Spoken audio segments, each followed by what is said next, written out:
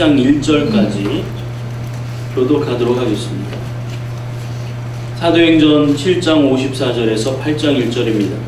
그들이 이 말을 듣고 마음에 찔려 그를 향하여 이를 갈거늘 스데반이 성령 충만하여 하늘을 우러러 주목하여 하나님의 영광과 및 예수께서 하나님 우편에 서신 것을 보고 말하되 보라 하늘이 열리고 인자가 하나님 우편에 서신 것을 보노라 한데 그들이 큰 소리를 지르며 귀를 막고 일제히 그에게 달려들어 성 밖으로 내치고 돌로 칠세 증인들이 옷을 벗어 사울이라 하는 청년의 발 앞에 두니라.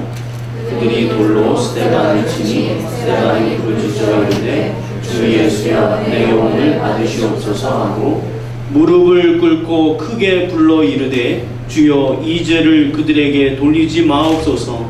이 말을 하고 자니라. 사울은 그가 주님 나음을 거다히 여기더라. 그날에 예루살렘에 있는 교회에 큰 박해가 있어 사도 외에는 다 유대와 사마리아 모든 땅으로 흩어지니라. 아멘. 하나님 감사합니다. 이 시간 우리 가운데 하나님의 마음을 풀어주시고 그 마음으로 우리의 남은 인생의 스케줄이 결정되기를 원합니다. 한 번뿐인 인생 무엇을 위해 살지 우리가 깊이 고민하게 하시고 우리에게 모든 것을 허락하신 하나님으로 인하여 살아나갈 수 있는 하나님의 귀한 인생들이 되게 하여 주십시오. 이 시간 우리 가운데 말씀하여 주십시오. 감사하며 예수님의 이름으로 기도하옵나이다. 아멘. 예수님의 마음의 중심에 하나님의 나라가 있었습니다. 그 하나님의 나라로 예수님은 불타올랐습니다. 하나님 나라를 향한 그 열심으로 예수 그리스도는 세상을 삼켜버리는 그러한 사역을 이 땅에서 펼치셨습니다. 하나님의 나라, 그 하나님의 나라는 하나님의 그 놀라운 역사 속에서 우리에게 다시금 부어졌습니다.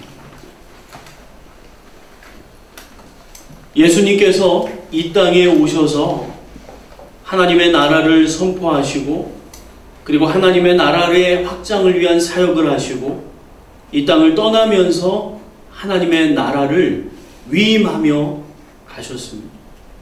그 하나님의 나라는 주 예수 그리스도가 다시 이 땅에 오실 때 완전하게 완성되어 줄 줄로 믿습니다. 초대교회는 예수님의 유산인 하나님의 나라를 그대로 받았습니다. 바로 이 하나님의 나라가 예수님의 유산의 핵심인 것입니다. 마태복음 4장 17절을 보게 되면 이때부터 예수께서 비로소 전파하여 가라사대 회개하라 천국이 가까웠느니라 하시더라. 예수님께서 이 땅에서 빌림 말구유에 오셨어요. 그리고 애굽에서 영하기 동안에 망명생활을 하셨어요. 도망자의 신세로 사셨습니다. 그리고 이스라엘에서 가장 시골, 가장 아주 험난한 곳이었던 나사렛에서 그의 어린 시절을 보내게 되는 것입니다. 그리고 그는 목수로 30년을 살았습니다. 30년을 예수님께서 침묵하신 것입니다. 하나님이신 그분께서 하나님의 나라를 선포하기를 원하셨어요. 그 사명을 가지고 이 땅에 오셨어요. 예수님은 철저하게 하나님의 스케줄에 따라 사셨습니다. 우리처럼 그냥 감정에 이끌려서 환경에 이끌려서 사람에 이끌려서 인생을 산 것이 아니었어요. 예수님은 분명한 하나님의 비전과 하나님의 스케줄에 따라 그의 인생을 사신 것입니다. 그의 인생의 주도권을 하나님께 드린 것입니다. 그래서 하나님께서 그를 통하여 하나님의 뜻을 이루어 나가셨습니다. 그 예수님께서 30년을 침묵하셨다는 것입니다. 이미 분명한 비전을 가지고 있었습니다. 이미 하나님의 스케줄이 있었습니다. 그분은 하나님이셨습니다. 그런데 30년을 침묵하셨습니다. 그리고 비로소 하나님의 때가 이르렀을 때 하나님께서는 하나님의 나라를 선포하셨다는 것입니다. 그 때가 어느 때인 것입니다. 정치적으로, 경제적으로, 문화적으로 그 모든 역사의 정황들이 이제 하나님의 카이로스의 때와 만날 그 타이밍에 하나님께서 이제 예수 그리스도의 스케줄을 풀어내시는 것입니다. 그리고 예수님께서는 하나님의 나라를 선포하시는 것입니다. 마가복음 1장을 보게 되면 요한이 잡힌 후 예수께서 갈릴리에 오셔서 하나님의 복음을 전파하여 이르시되 때가 찼고 하나님의 나라가 가까웠으니 회개하고 복음을 믿으라 하시더라. 이 하나님의 나라에 우리가 참여할 수 있는 것은 바로 복음을 듣고 회개하는 것입니다. 할렐루야. 여러분은 복음을 들어야 됩니다. 사람이 무엇을 듣느냐 하는 것이 그 사람의 생각을 결정합니다. 그 사람의 생각이 계속해서 묵상되어지면 그 사람의 행동으로 나오게 되는 것입니다. 그 사람의 행동이 반복되면 그 사람의 습관이 되는 것입니다. 그리고 그 습관은 그의 인생이 되는 것입니다. 무엇을 보고 무엇을 듣느냐 하는 것이 중요한 것입니다. 그래서 어떤 사람과 가까이 하는 것이 정말 중요한 거예요. 옛말에도 친구를 보면 그 사람을 안다라고 얘기했던 것처럼 우리 주변에 어떤 사람과 가까이 하느냐 하는 것이 중요한 거예요. 그래서 우리는 긍정적인 사람, 적극적인 사람, 그리고 모든 것을 하나님의 뜻에 이끌리도록 그렇게 희망하는 그런 희망의 사람들, 그 사람들이 여러분이 되기를 바랍니다. 그래서 사람들이 여러분을 가까이 하기를 원하는 그런 매력 있는 하나님의 사람들이 되어지기를 주님의 이름으로 부탁합니다. 주변의 사람들이 여러분을 가까이 하기를 원하지 않는 부정적이고 비판적이고 비관적이고 그런 사람은 인생에 희망이 없는 것입니다. 여러분 그 사람에게 여러분이 가서 만나서 변화시키는 놀라운 은혜가 있기를 바랍니다. 그래서 많은 사람들이 여러분에게 매력을 느끼고 여러분에게 와서 인생이 변화되어지는 놀라운 역사의 현장이 여러분의 삶이 되어지기를 주님의 이름으로 부탁합니다.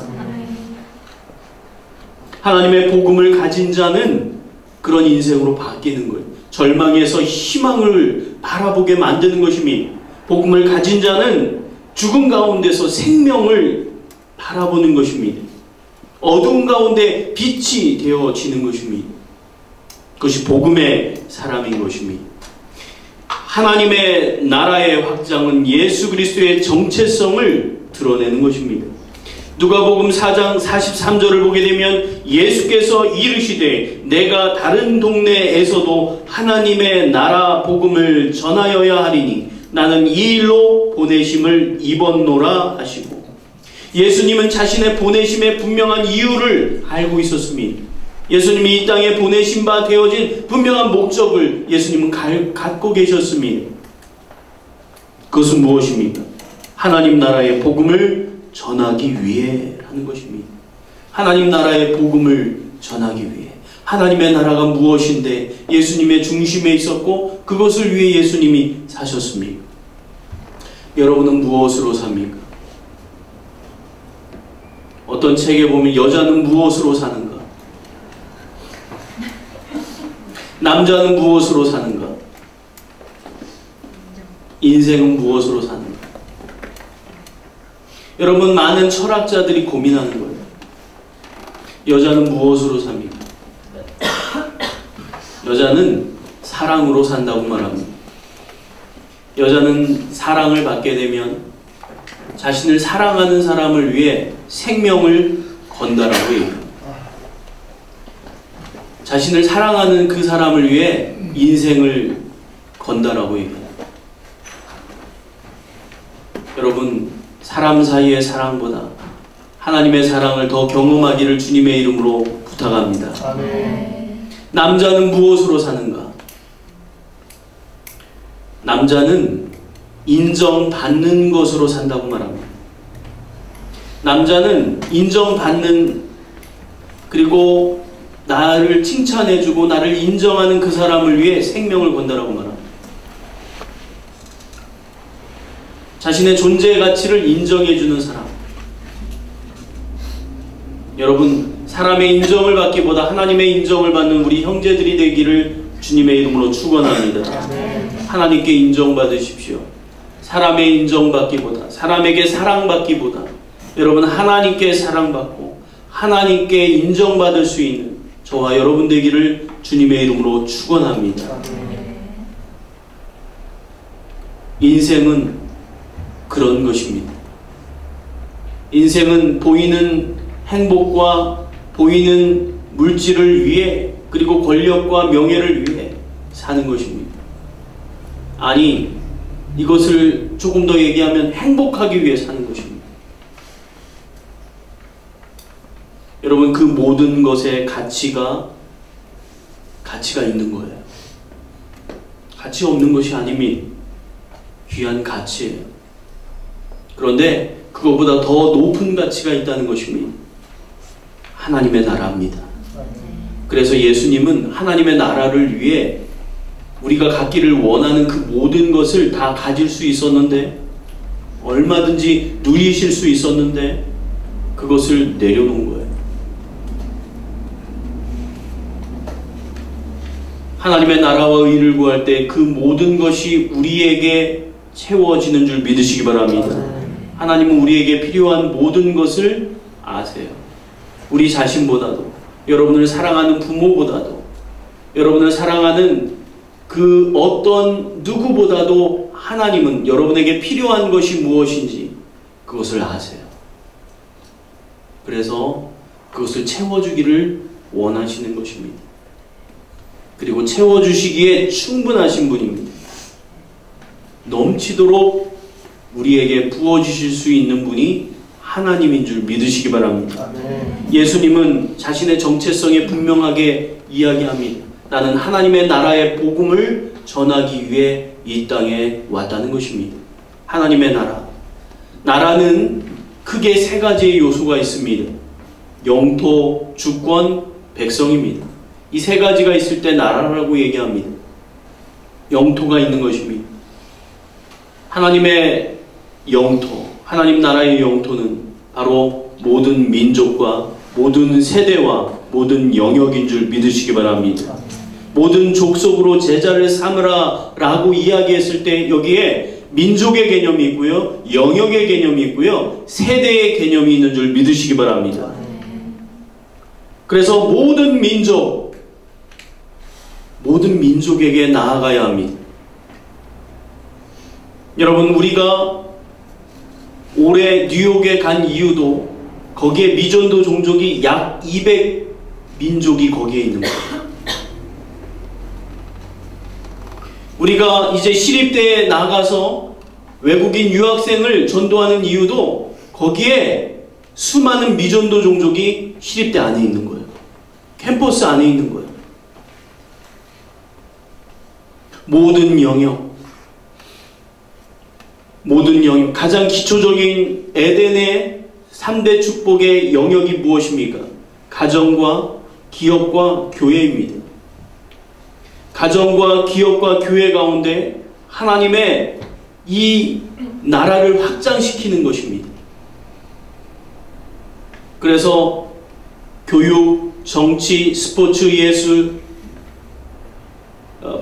미디어와 엔터테인먼트, 그리고 비즈니스, 그리고 교회, 모든 그 영역 가운데 우리는 하나님의 나라를 확장시키는 거예요. 이 모든 세븐 마운틴의 그 영역을 세 가지로 얘기하면 아까 이야기한 가정과 기업과 그리고 교회입니다.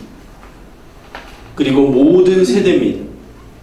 모든 세대에게 하나님의 나라가 임하도록 해야 되는 것입니다. 할렐루야. 여러분, 모든 세대 이것이 하나님의 나라의 영토입니다. 그리고 하나님의 나라의 통치가 있는 것입니다. 하나님 나라의 통치는 바로 하나님의 다스리심입니다. 하나님의 다스림의 전제는 무엇입니까? 하나님의 로드십을 인정하는 거예요. 모든 것이 하나님으로부터 왔다는 것입니다. 하나님이 온 우주의 창조주라는 것입니다. 모든 것의 시작이 하나님이라는 거예요. 그 로드십으로부터 우리는 이 땅을 살아나갈 때 하나님의 청지기로 살아나갈 수 있게 되는 것입니다. 그리고 세 번째, 하나님의 백성입니다. 하나님의 백성은 무엇입니까? 하나님이 왕이시고 우리는 하나님의 백성이 되는 거예요. 하나님은 아버지시고 우리는 하나님의 자녀가 되는 것입니다.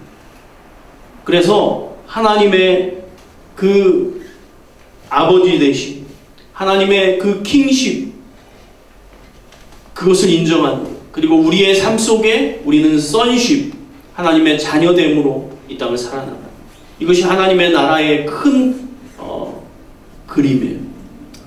이 하나님의 나라의 큰 그림들을 우리가 이 땅에서 예수님을 따라 사는 것입니다. 예수님은 바로 이것을 위해 사신 것입니다. 예수님께서는 하나님의 나라의 확장을 위하여 제자들을 세워서 위임하셨습니다. 누가복음 8장 1절 이하를 보게 되면 그 후에 예수께서 각 성과 마을에 두루 다니시며 하나님의 나라를 선포하시며 그 복음을 전하실세 12제자가 함께하였고 또한 악귀를 쫓아내심과 병고침을 받은 어떤 여자들 곧 7 귀신이 나간 자 막달라인이라 하는 마리아와 헤롯의 청지기 구사의 아내 요한나와 수산나와 다른 여러 여자가 함께하여 자기들의 소유로 그들을 섬기더라. 예수님의 핵심이 되는 제자들의 공동체, 그들은 예수님과 함께 했습니다.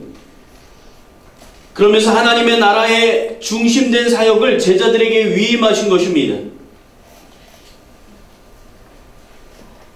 그리고 많은 여인들이 함께 했습니다.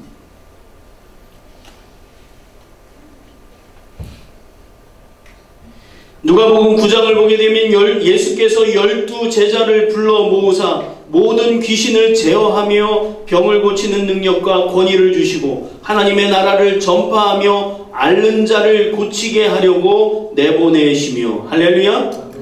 여러분, 이러한 능력이 우리 가운데 다시금 풀어지기를 기도합니다. 이제 풀어질 것입니다. 할렐루야. 풀어질 것입니다. 초대교회는 예수님의 유산의 중심 사역인 사람 세우는 사역을 그대로 이어받은 것입니다. 이 초대교회는 예수님의 핵심이었던 하나님의 나라를 그대로 받았을 뿐만 아니라 그 사역, 하나님의 나라를 이 땅에 확장시키기 위한 중심 사역이었던 사람 세우는 사역을 그대로 이어받았습니다. 예수님께서는 중요한 곳에 3명의 제자들만 데리고 가셨습니다. 마가복음 5장 22절 이하를 보게 되면 회당장 중에 하나인 야이로라 하는 이가 와서 예수를 보고 발 아래 엎드려 간곡히 구하여 이르되 내 어린 딸이 죽게 되었사오니 오셔서 그 위에 손을 얹으사 그로 구원을 받아 살게 하소서 하거늘, 아직 예수께서 말씀하실 때 해당장의 집에서 사람들이 와서 해당장에게 이르되 당신의 딸이 죽었나이다. 어찌하여 선생을 더 괴롭게 하나이까? 예수께서 그 하는 말을 곁에서 들으시고 회당장에게 이르시되 두려워하지 말고 믿기만 하라. 베드로와 야고보의 형제 요한 외에는 아무도 따라옴을 허락하지 아니하시고, 예수님께서 죽은 가운데 생명을 일으키는 기적의 역사 가운데 예수님의 12제자가 있었어요. 또 성경을 보면 70인의 제자가 있었어요. 그 주변에 많은 제자들이, 많은 따르는 무리들이 있었어요. 그런데 베드로, 요한, 야고보 이렇게 3명만 데리고 가셨어요. 또한 변화산성에서 예수님께서 모세와 엘리야를 만나실 때 역시 3명의 제자들만 데려가십니다. 마태복음 17장을 보게 되면 엿새 후에 예수께서 베드로와 야고보와 그 형제 요한을 데리시고 따로 높은 산에 올라가셨더니, 여러분, 예수님께서 모세와 엘리야, 부활의 그러한 존재로 바뀌어진 그들이 참으로 이제 하늘로부터 내려와서 함께 천상회의를 하는 것입니다. 천국 하나님의 나라 회의를 하는 겁니다. 그럼 모세는 예수님의 말씀을 전체를 포함하는 그런 위대한 존재입니다. 엘리야는 이스라엘의 모든 선지자들을 상징하는 대표적인 선지자가 바로 엘리야예요. 이것이 모세와 엘리야. 예수님이 이들과 함께 회의하는 거예요. 그때 그 위대한, 그 영광스러운 자리에 베드로와 야고보와 요한만을 데리고 갔다는 것입니다. 또한 예수님께서 이 땅에서 사역을 마치시는 십자가를 지시기 위해, 온 인류를 구원하실 십자가를 지시기 전날 겟세마네 동산에 기도하러 가실 때, 특별히 기도하는 곳에 가까이 이 베드로와 야고보와 요한 3명만을 데리고 함께 기도하러 가셨다는 것입니다. 예수님의 중심에는 이 3명의 핵심 리더십이 있었어요.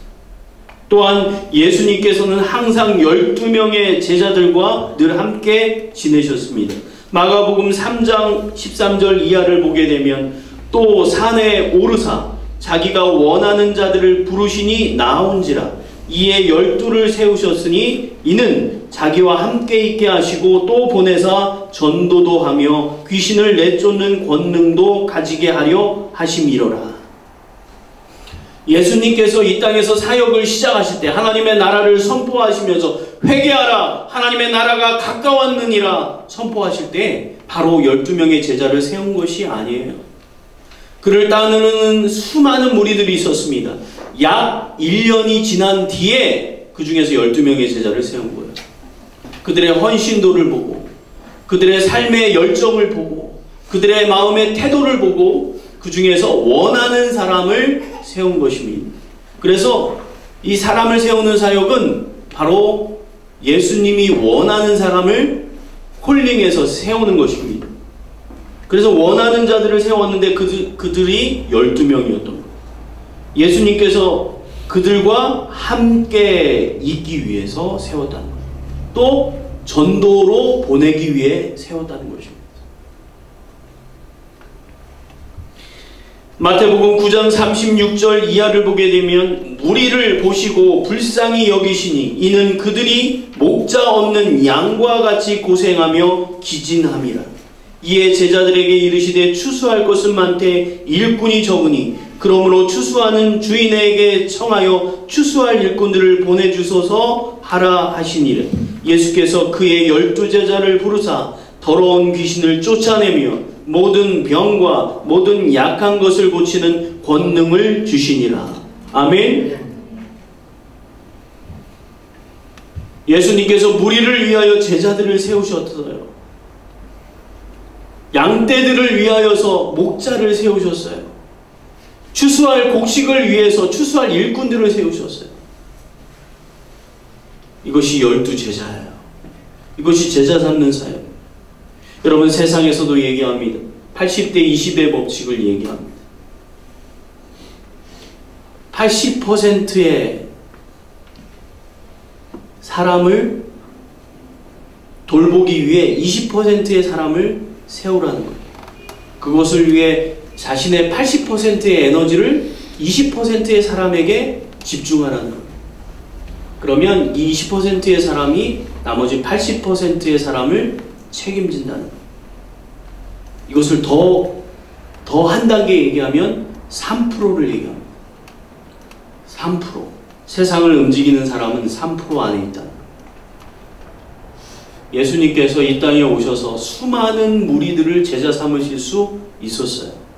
예수님께서 이 땅에 오셔서 이스라엘만 계시지 아니하고 온 열방을 다니면서 복음을 전하고 제자를 삼으실 수 있었어요. 그런데 예수님은 이스라엘에만 거의 계셨어요. 그리고 12 제자에게 집중하셨어요. 그 3명의 제자에게 집중하셨어요. 왜 그러셨을까? 이것이 예수님의 사람 세우는 사역의 전략입니다. 예수님은 이 12명의 스펙트럼을 통하여서 온 열방을, 5대양 6대주를 바라본 줄 믿으시기 바랍니다. 그래서 적은 소수에게 집중하는 것입니다. 여러분, 예수님의 실제적인 사역을 보게 되면 예수님이 두 개의 균형을 잡아요. 이 소수의 제자와 그리고 일반 대중, 무리를 위한 사역, 이 두 가지가 균형 있게 되어집니다. 그런데 예수님이 십자가에 달리시는 그때가 가까울수록 어디에 집중하시냐? 일반 무리를 만나지 않아요. 오직 12명의 제자들과 시간을 보내십니다. 복음서의 3분의 1이 바로 12명의 제자들과 있었던 이야기라고 해도 과언이 아니에요. 복음서에 기록된 3분의 1의 내용은 바로 12명의 제자들과 있었던 이야기.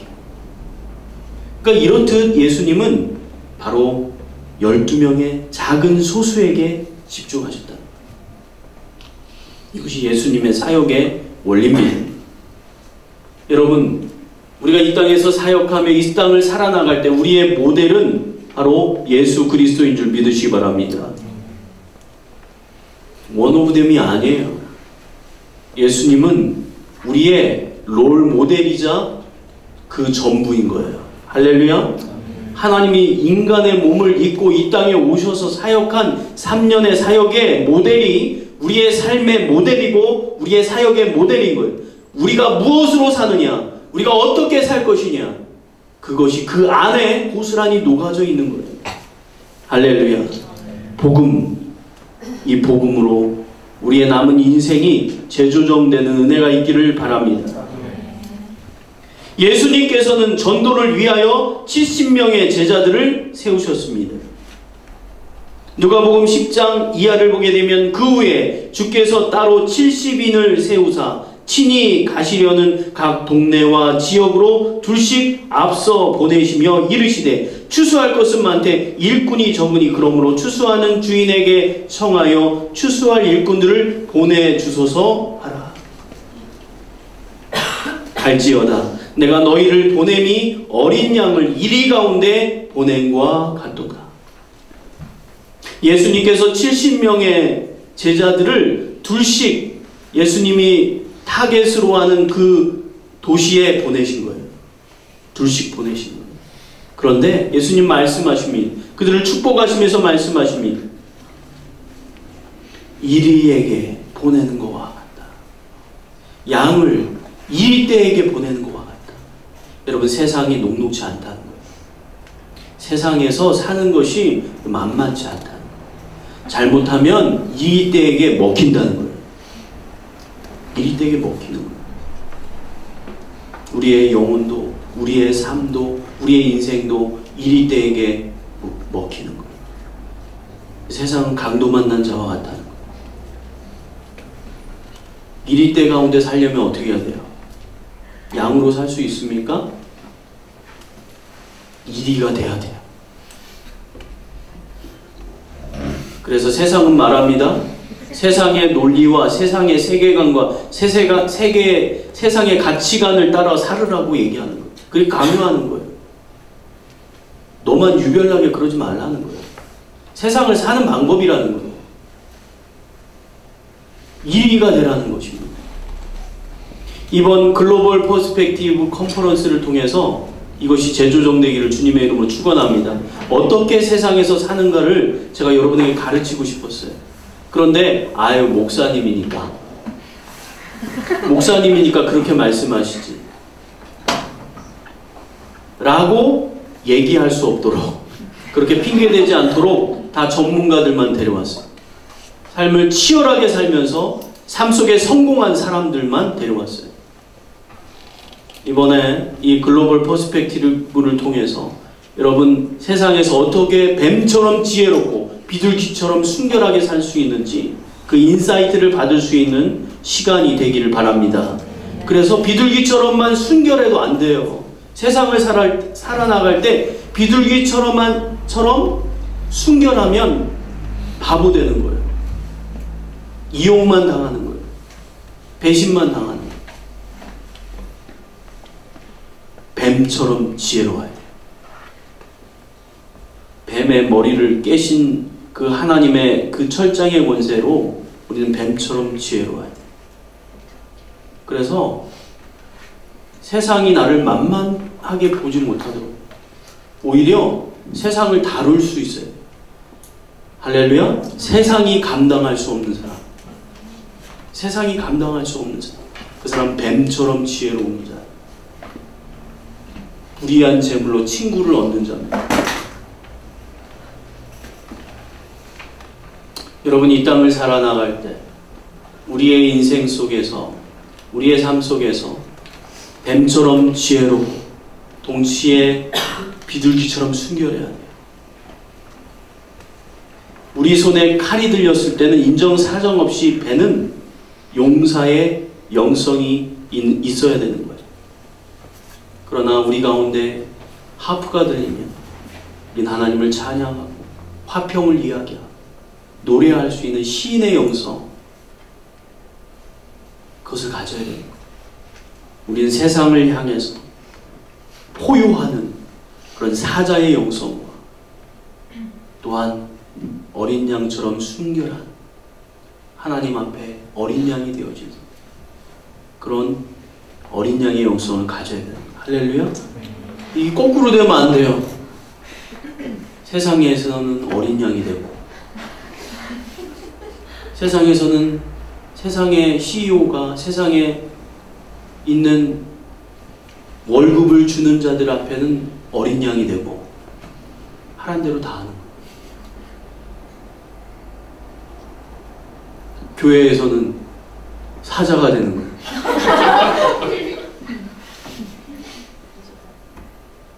교회에서는 으르렁거리는 거예요. 그것이 세상이 그렇게 만드는 거예요. 세상을 향하여 칼을 들어야 되는데 교회 안에서 칼을 드는 거예요. 세상에서는 어떻게 하는 거예요? 하프를 연주하는 거예요. 세상에서는 그거를 즐기는 거예요. 누리는 거예요. 여러분, CEO가 직원들을 다루는 방법도 있지만 직원이 CEO를 다룰 수 있어요. 그것이 뱀 같은 지혜입니다. 근데 실력 없으면 어떻게 되는 거예요?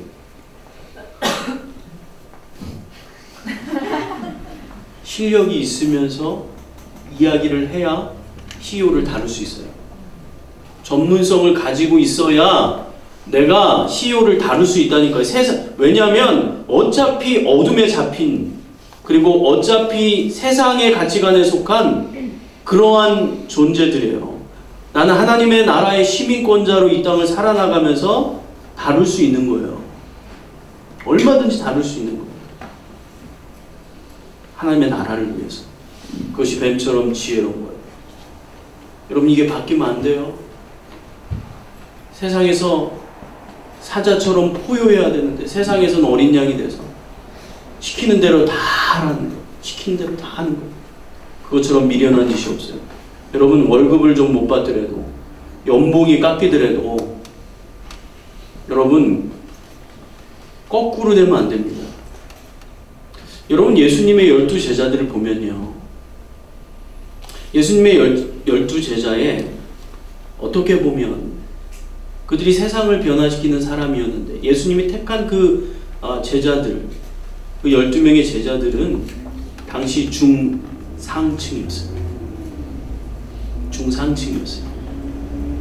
예수님 주변에 여러분 그 시대에 위대한 공회원도 있었고요, 국회의원도 있었고요, 여러분 아주 존경받는 그런 권력과 백부장, 뭐 이런 권력가들과 명예 있는 그리고 부유한 사람들이 있었어요.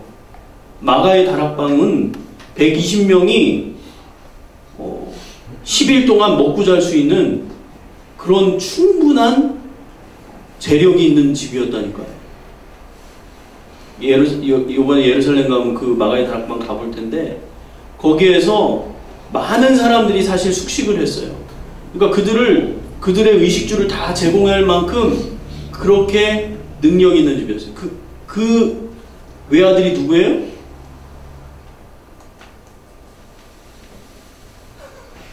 네. 그 외아들이 사도 바울 1차 전도 여행 때 따라갔던 마가라는 요한이에요. 그가 바로 그 외아들인 거예요. 처음엔 그래서 자빠지잖아요. 너무 곱게 큰 외아들이라서. 근데 나중에 귀한 동역자가 되죠. 여러분, 예수님 주변에 재력가도 있었고요, 권력가도 있었고요, 위대한 스승도 있었어요. 그런데 예수님께서 12명의 제자는요, 그들을 택하지 않고 중상류층을 택했어요. 그들의 신분들을 보면 대부분 어부, 뭐 조금 배웠다는 그런 세리, 아니면 혁명가, 뭐 그 외에는 다 거의 중상류층이었어요. 자영업자였단 말이에요. 그 이유도 생각해봤어요. 자영업자는 왜 좋아요? 시간이 자유로워요. 내가 월급 받는 입장이면 오너에게 묶이게 되는 거예요. 예수님 그 사람 택하지 않았어요. 예수님과 함께 했던 12명의 제자는 자영업자였어요. 그러니까 먹는 거, 의식주의 문제를 걱정하지 않을 만한, 그렇다고 그것을 너무 추구하지도 않는, 자유롭게 자신의 시간을 사용할 수 있는, 자신 있게 인생을 드릴 수 있는 그런 사람들이 12명의 제자였어요. 그리고 그들을 서포트했던 여인들이 있었어요. 그 여인들이 항상 함께 했습니다.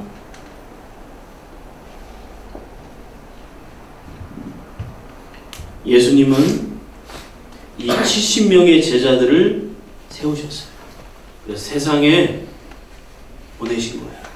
그래서 여러분, 세상으로 나아갈 때 어린 양의 모습으로 나가면 안 돼요. 세상에서는 사자의 모습으로 나가요. 용사의 영성을 가지고 나가요. 그리고 빛으로, 빛의 군대로, 세상의 소금으로 나가요. 교회 안에서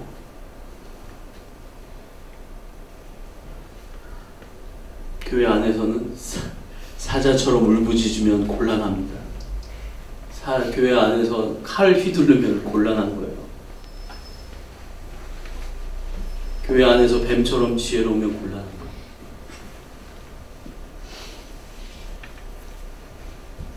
예수님께서는 전도를 위하여 120명의 제자들을 성령으로 부어주셨습니다.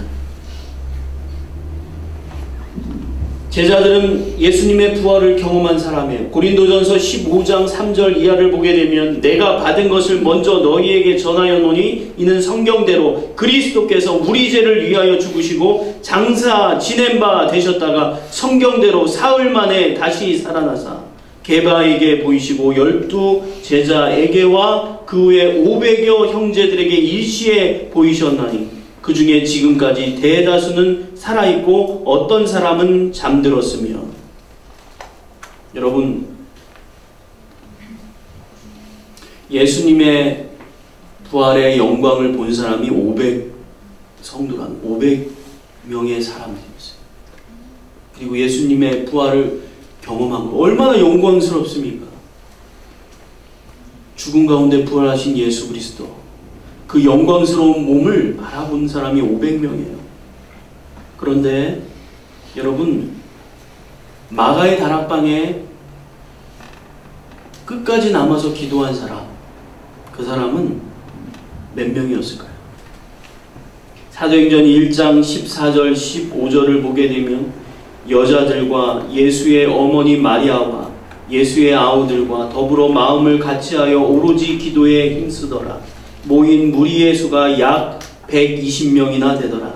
그때 베드로가 그 형제들 가운데 일어서서 이르되, 여러분 500명 중에 120명만이 끝까지 예수님의 말씀을 지켰어요. 여러분 500명 필요 없어요. 500명 필요 없어요. 120명이 필요한 거예요. 380명은 어차피 떠날 사람이에요.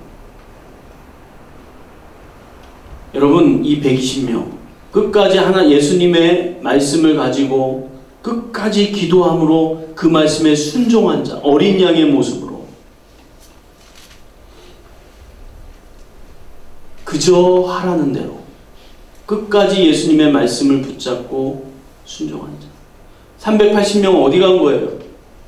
바빴죠. 자기 비즈니스도 해야 되고 결혼도 해야 되고 밥도 해야 되고 친구도 만나야 되고 공부도 해야 되고 해야 될 일이 너무 많았어요. 그런데 이 120명의 사람은 자신의 스케줄을 조절한 거예요. 자기의 스케줄을 조절했어요. 그래서 하나님의 말씀에 집중한 거예요. 리포커싱한 거예요. 여러분 이 시즌이 2.5 시즌임을 주님의 이름으로 선포합니다. 아멘. 여러분이 이 2.5 시즌 가운데 하나님 앞에 집중해야 여러분이 성령을 경험하게 되고 여러분의 인생 속에 기적을 경험하게 될 겁니다. 아멘. 하나님이 놀라운 기적들을 우리의 공동체 가운데 일으키고 계십니다. 아멘. 여러분 그 역사의 현장 속에 하나님께 집중하는 사람만이 그 놀라운 기적을 경험할 수 있는 거예요. 초대교회도 하나님 나라의 확장을 위하여 사람 세우는 사역에 집중했습니다. 사도행전 6장 3절을 보게 되면 형제들아 너희 가운데서 성령과 지혜가 충만하여 칭찬받는 사람 7을 택하라. 우리가 이 일을 그들에게 맡기고 우리는 오로지 기도하는 일과 말씀 사역에 힘쓰리라 하니 온 무리가 이 말을 기뻐하여 믿음과 성령이 충만한 사람 스데반과 또 빌립과 브로고로와 니가노르와 디몬과 바메나와 유대교에 입교했던 안디옥 사람 니골라를 택하여 사도들 앞에 세우니 사도들이 기도하고 그들에게 안수하니라. 아멘. 초대교회에서 이 12명의 사도들이 바로 7명의 중간 리더십이었던 집사님들을 세우는 것입니다. 이들을 세우는 거예요. 그 리더십들을 세우는 거예요. 그 중에 한 명이 스데반이었어요. 그가 바로 성령과 능력으로 충만한 사람이었어요. 믿음이 충만한 사람이었어요. 지혜가 있는 사람이었어요. 그가 하나님의 복음을 전하는 것입니다. 세상 가운데 선포하는 것입니다. 그리고 오늘 본문에서처럼 순교의 길을 걷는 거예요. 예수님께서 12제자를 세웠듯이 12사도는 다시 7명의 중간 리더십을 세웠어요.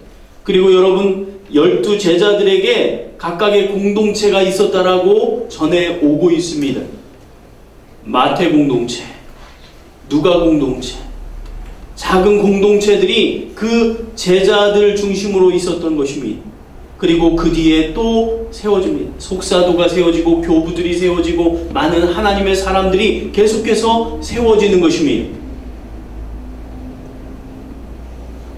초대교회는 예수님의 유산의 3가지 통로였던 교육과 전도와 치유를 그대로 본받았습니다. 예수님께서 교육과 전도와 치유를 통하여 사람들을 세워나가신 거예요. 예수님께서 하나님의 나라 그 핵심 가치를 위하여 사람 세우는 사역을 하셨어요. 이 사람 세우는 사역을 어떻게 세우셨느냐? 바로 전도와 교육과 그리고 치유였어요. 마태복음 9장 35절을 보게 되면 예수께서 모든 도시와 마을에 두루 다니사 그들의 회당에서 가르치시며 천국 복음을 전파하시며 모든 병과 모든 약한 것을 고치시니라. 예수님께서 하나님의 나라를 위해 사람을 세우기 위해서 3가지의 매뉴얼을 사용하셨는데 그것이 첫 번째 뭐냐? 전도, 두 번째 교육, 세 번째 치유예요. 이 3가지가 예수님의 사역의 매뉴얼이었어요. 그래서 가시는 곳에서 전도하시고 그들을 양육하고 훈련해서 사역을 가르치시는 교육을 하시고 그리고 그들을 치유하시는 거예요. 영육 간의 전인적인 치유를 하시는 것입니다. 그 전인적인 치유를 통해 사람이 세워지는 거예요. 그러면 또다시 사역자로 세워지게 되는 것입니다. 초대교회에서도 교육과 전도와 그리고 치유를 통하여 사람을 세워나갔습니다. 사도행전 2장 41절을 보게 되면 그 말을 받은 사람들은 세례를 받음에 이날의 신도의 수가 3,000이나 더하더라. 그들이 사도의 가르침을 받아 서로 교제하고 떡을 떼며 오로지 기도하기를 힘쓰니라. 가르침을 받은 것입니다. 어떻게? 행할도록 가르침 받은. 듣고 한쪽 귀로 흘러보내는 것이 아니에요. 듣고 삶으로 사는 거예요. 할렐루야. 여러분, 우리 앞뒤자로 인사하겠습니다. 이렇게 고백합시다. 듣고 삶으로 삽시다. 듣고 삶으로 삽시다. 삶으로 살아냅시다. 할렐루야. 삶으로 살아내는 것은 무엇을 말합니까? 여러분의 시간의 결단이 있어야 돼요. 여러분의 물질의 결단이 있어야 돼요. 여러분의 인생의 우선순위의 결단이 있어야 돼요. 그것이 삶으로 살아내는 것입니다. 사도행전 5장 42절을 보면 그들이 날마다 성전에 있든지 집에 있든지 예수는 그리스도라고 가르치기와 전도하기를 그치지 아니하니라. 할렐루야. 아멘. 여러분, 이러한 역사가 우리 생수가 흐르는 습교회 가운데 있기를 주님의 이름으로 축원합니다. 여러분이 교회에 있든지 여러분이 집에 있든지 여러분이 캠퍼스에 있든지 여러분이 직장에 있든지 여러분 예수 그리스도를 중심에 놓고 예수 그리스도를 가르치고 전하는 하나님의 사람들이 되기를 주님의 이름으로 축원합니다. 여러분, 업무를 해야 되는데 전도할 수는 없잖아요. 여러분, 그러면 어떻게 하는 거예요? 여러분, 전도지를 가져가세요. 전도지 가져가서 책상들에 놓을 수 있어요. 여러분, 여러분의 우리가 가지고 있는 홈페이지를 보여주세요. 여러분, 좋은 글을 카톡으로 보내주세요. 할 수 있잖아요. 작은 것부터 하세요. 여러분, 그래서 부지런해야 돼요. 직장에 남들보다 일찍 나가야 돼요. 그래서 큐티해야 돼요. 그리고 할 수만 있으면 청소도 하세요. 먼저 하세요. 그리고 아무 말 하지 마세요. 어차피 다 알게 돼 있어요. 점심시간에 밥만 먹고 어여 들어오세요. 커피 마시고, 커피 마시더라도 조금만 마시세요. 짧게 마시세요. 그리고 와서 성경 보세요. 성경 보세요. 사람들이 묻는 거예요. 너 어디 가냐고. 너 자꾸 사라지냐고. 여러분, 사무실에 오면 있는 거예요. 성경 읽고 있는 거. 큐티하고 있는 거. 그 사람에게 이야기해 주세요. 내가 왜 이러는지 이야기하세요. 지하철에서 큐티하세요. 여러분, 할 수 있는 대로 하세요. 할 수 있는 대로 하세요. 작은 것부터 하세요. 직장에서 단체 회식 갔을 때 여러분, 식기도 분명하게 하세요. 술 마시면서 식기도 하면 안 되겠죠. 식기도 분명하게 하세요. 왜, 너 교회 다니는구나. 드러내는 거예요. 여러분, 전문성과 인격을 갖춰야 돼요. 영성과 지성을 갖춰야 돼요.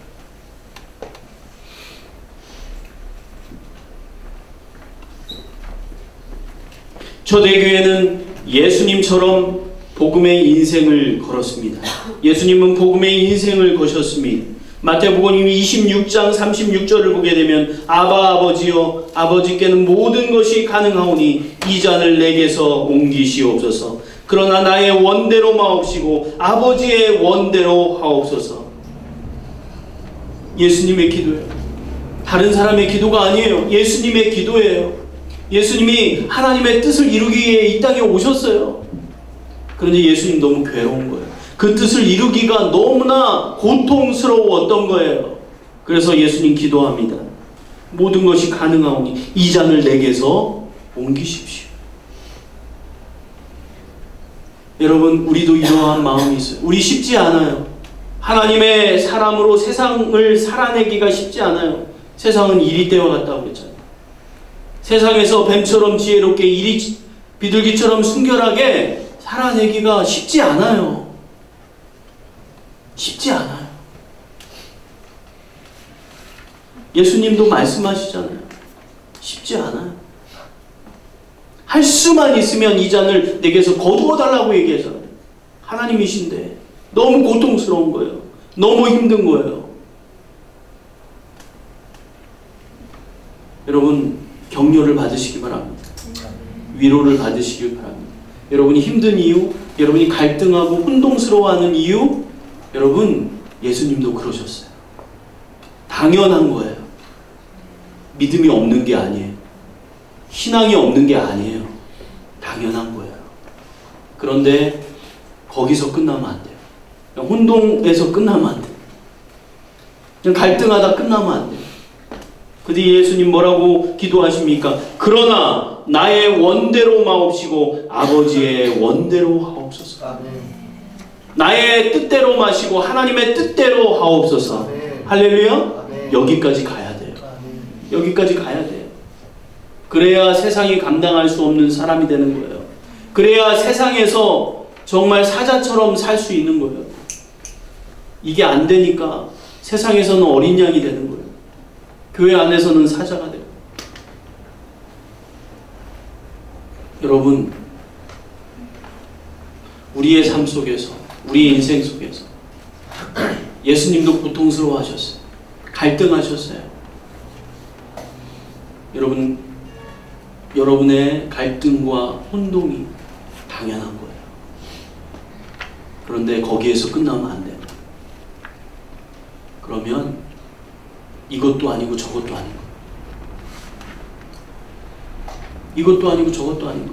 여러분, 미국 독립전쟁 때 남군과 북군이 전쟁을 치열하게 하고 있을 때 한 사람이 아이디어를 냈어요. 어떻게 하면 내가 살 수 있을까? 어떻게 하면 내가 살고 있을까? 그래서 위에는 북군 옷을 입고 밑에는 남군 옷을 입은 거예요. 양쪽에서 총 맞아 다 죽었어요. 싫어해요. 양쪽에서 다 맞은 거예요. 이것도 아니고 저것도 아니고. 세상에서도 계속 고민하면서 갈등하면서 인생에서 찌뿌둥하게 어설프게 사는 거예요. 세상에서. 그렇게 세상 사람처럼 악하지도 못하고 세상 사람처럼 그렇게 사기도 못 치고 세상 사람처럼 그렇게 양심의 가책 없이 다른 사람 밟고 올라가지도 못하고, 그렇다고 교회 와서는 또 비둘기처럼 순결하지도 못하고 죄책감만 들고 이것도 아니고 저것도 아니고.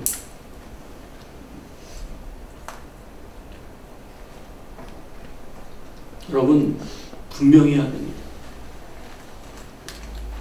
분명히 해야 돼요. 남군이면 북군과 싸워야 되는 거예요. 여러분, 우리가 하나님의, 그래서 군대라고 얘기합니다. 하나님의 군대라고 얘기합니다. 이 땅에 속한 전쟁은 혈과 육에 대한 것이 아니라 정사와 권세, 어둠의 영들에 대한 것이라고 그렇게 얘기하는 거예요. 왜냐하면 세상은 공중권세 잡은 악한 영에 의해 일시적으로 다스려지고 있어요.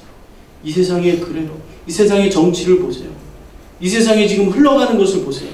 사단이 잡고 있는 거예요. 그러나 하나님께서 뜻을 정하시면 이루시는 줄로 믿습니다. 아멘. 하나님의 사람을 통해 이루세요. 하나님께서 한 민족을 일으키셨다가 또 사라지게 만드는, 사라지는 거예요. 하나님이 역사 가운데 영웅을 등장시켰다가 없어지면 그냥 사라져버리는 거예요. 알렉산더, 세상을 엄청나게 정복합니다. 젊은 나이에. 그 위대한 알렉산더 대왕. 그냥 33세에 갔어요. 그냥 사라지게 하면 가는 거예요. 여러분, 징기스칸의 그 위대한 기상을 본받으라고 이야기해요. 여러분, 징기스칸의 나라 몽골을 한번 가보세요. 여러분, 징기스칸은 잠깐 다스리고 사라져버렸어요. 나폴레옹, 그의 비참한 죽음을 기억하시나요? 여러분, 세상에 영웅들이 있습니다. 하나님 그들을 드러내셨다가 사라지게 합니다.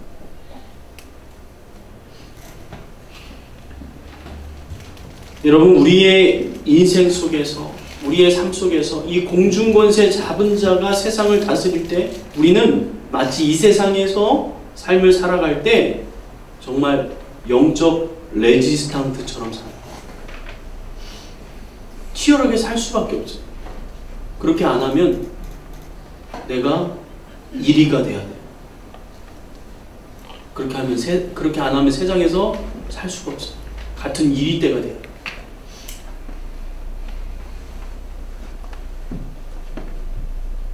예수님은 복음의 인생을 거셨어요. 여러분, 스데반도, 많은 하나님의 사람들도, 예수님의 제자들도 복음의 인생을 걸었습니다. 마태복음 16장 21절 이하를 보게 되면, 이때로부터 예수 그리스도께서 자기가 예루살렘에 올라가 장로들과 제사장들과 서기관들에 대하여 많은 고난을 받고 죽임을 당하고 제3일에 살아나야 할 것을 제자들에게 비로소 나타내시니, 베드로가 예수를 붙들고 항변하여 이르되 주여 그리 마옵소서, 이 일이 결코 주께 미치지 아니하리이다 라고 얘기합니다. 예수님이 복음 때문에 십자가에 죽으셔야 됐어요. 온 인류에게 구원을 허락하시기 위해 십자가를 통과하셔야 됐어요. 그런데 베드로는 누굽니까? 예수님의 3명의 제자 중에 첫 번째 제자예요. 수제자예요. 근데 베드로가 예수님께 뭐라고, 그 얘기 듣자마자 내가, 예수님께서 십자가에 달려 이제 내가 죽을 거다, 그것만 얘기했어요? 아니에요. 부활도 얘기했어요. 다시 살아날 거다 라고 얘기했어요. 그런데 베드로가 뭐라고 얘기하는 거예요? 예수님을 붙들고 항변하였다. 이거 원어적으로 보면 꾸짖었다 라고 얘기하는 거예요. 여러분, 제자들의 나이가 예수님의 나이하고 비슷합니다. 그거 아시나요? 예수님 젊은 청년 30대. 이 제자들도 비슷한 나이입니다. 예수님보다 뭐 한참 어린 게 아니에요. 비슷한 거예요. 그 예수님은 거의 또 목수였잖아요. 그러니까 손도 굵고 거의 노동자의 모습이었어요. 어부나 뭐 이렇게 살았던 그 험한 그 시절을 보낸 사람들하고 별로 다르지 않았어요. 우리 영화에서 보는 것처럼 정말 매력적이고 정말 멋있는, 그분이 내 손 한번 잡아주기를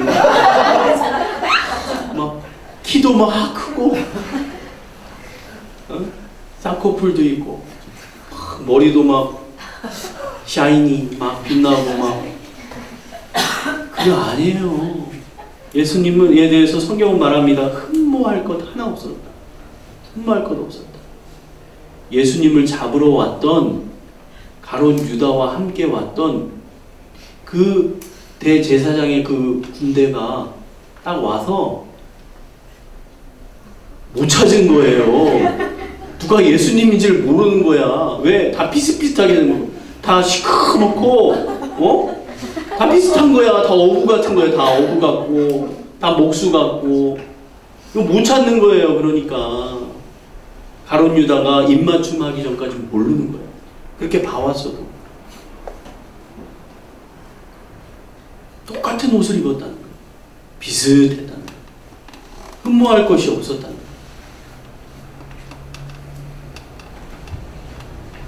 베드로가 예수님에게 꾸짖는 거예요 지금. 아니 무슨 얘기입니까?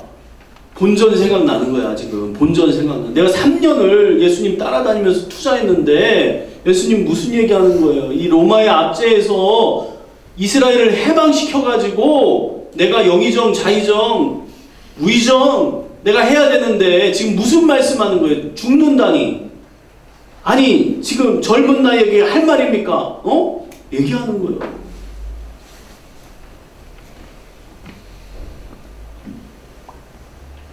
예수님 말씀하세요.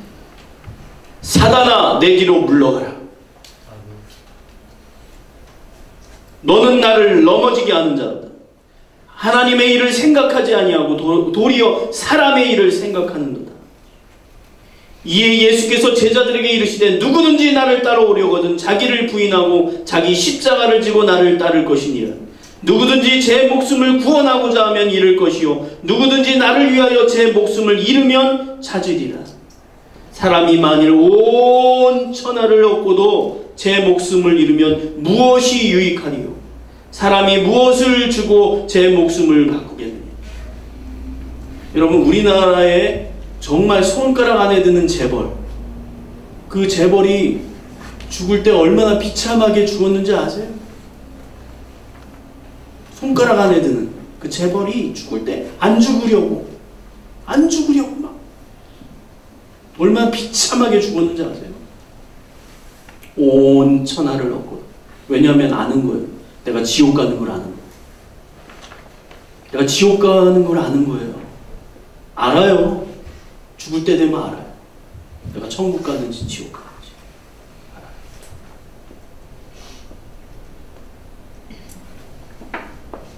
알아요. 온 천하를 얻고 지옥 가면 무슨 소용이냐는 거예요.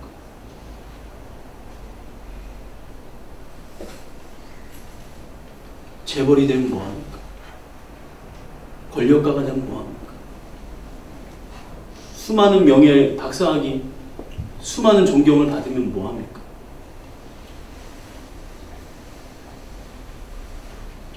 여러분,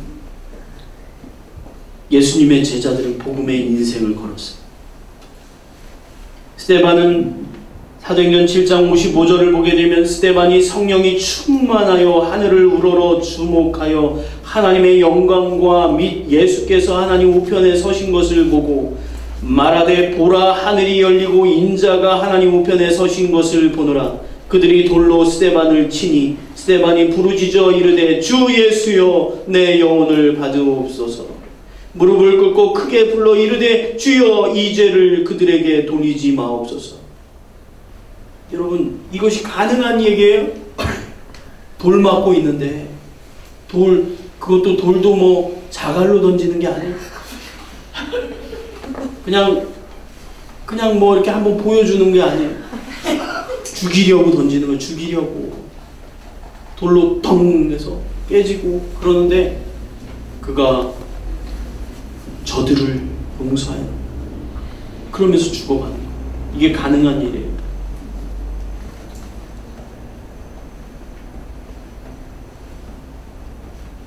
여러분 북한에 있는 지하 성도들 가운데 예수님을 믿는 것 때문에 붙잡힌 사람들이 있었어요. 그 사람들은 그 글에 의하면 계속해서 노동을 하는 용광로에서 철을 빼내고 그 일을 하는데 먹을 걸 안 줘서 완전히 다 이렇게 외계인처럼 구부러졌대. 외계인처럼 구부러졌대. 근데 그렇게 해서 다니는데 본보기로 이렇게 말하는, 너가 지금 수령님을 믿는다라고 수령님을 고백하면, 하나님을 부인하고 수령님을 고백하면 너 당장 풀어주겠다고 다 세워놓고, 그래서 한 명이라도 나오면 그 사람 풀어주겠다고. 근데 한 명도 안 나와. 그럼 앞에서부터 불러내서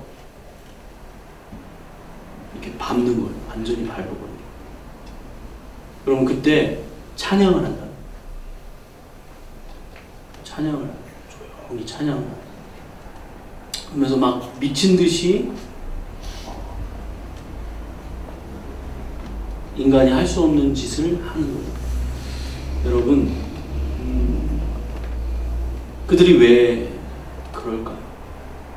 왜 인생에 무슨 영광을 보려고 왜 그럴까요?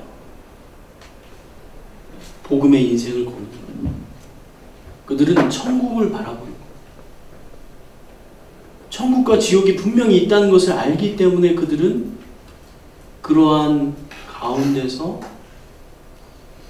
자신의 인생을 거는 거예요. 여러분, 무엇으로 살고 있습니까? 무엇을 위해 삽니까?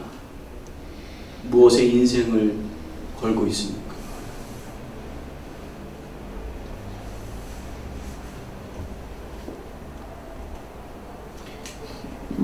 여러분, 그 복음은 반드시 열매를 맺습니다.